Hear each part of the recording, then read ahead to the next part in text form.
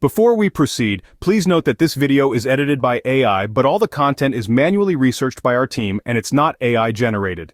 Ever faced the Diablo 3 error code 1? The error reads, "There was a problem logging into Diablo 3, code 1. This error prevents logging into the game, often accompanied by a secondary error message. There was an error 3025. Through extensive research, it appears this is primarily a system error that often resolves itself over time.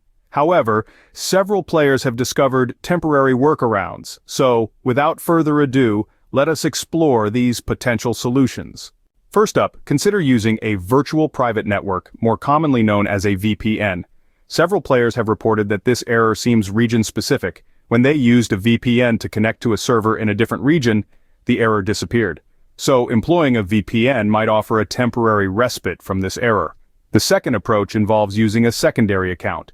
If you have more than one account, try logging in with your alternate one. Some players have noticed that the error occurs only on their primary account, especially if it has an authenticator. However, logging in with a different account that lacks an authenticator often bypasses the error. The third and final fix involves a bit of patience.